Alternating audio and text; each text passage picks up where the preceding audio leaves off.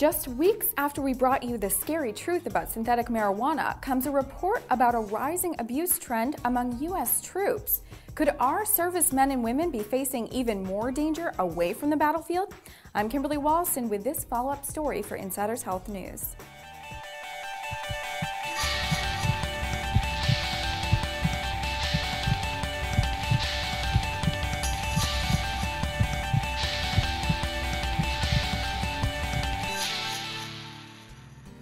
Insiders Health has been quick to bring you the truth about synthetic marijuana, with lung issues, major heart problems, and hallucinations all being linked to the herbal mix. It's best to stay away from the laboratory.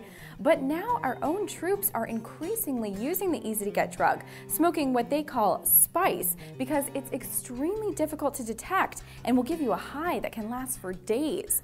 The abuse has been so rampant that military officials launched an aggressive testing program and investigation into more than 1,100 suspected users.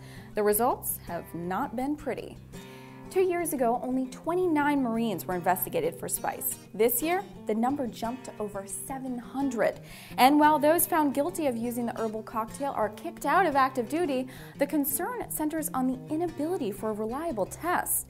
The Drug Enforcement Administration developed a better version, but that has only spawned new adaptations of the drug to avoid detection. So the numbers of those being caught could just be a fraction of those abusing. In civilian life, more than 40 states have banned the chemicals for spice, creating a large market on the internet where it's marketed as incense or potpourri.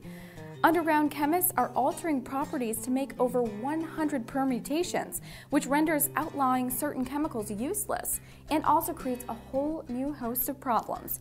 People are literally putting unknown creations into their body for a temporary high, and these mixtures could be the equivalent of arsenic or bleach. But the biggest problem, for now, is with those occupying our military. They need to get the same knowledge and treatment about the devastating effects of spice, and before it's too late. Not only could being altered on the middle of the war zone prove deadly, the side effects could cause just as much harm. It's already been linked to schizophrenia and causes incoherence for hours. At least the military finally knows the huge problem it's dealing with and can stay vigilant in their fight against synthetic drugs. Because there's enough danger out there without having to worry about smokable potpourri. That's it for this edition of Insiders Health News. I'm your host, Kimberly Walston, and remember, it is your health. We're just helping you think outside the box.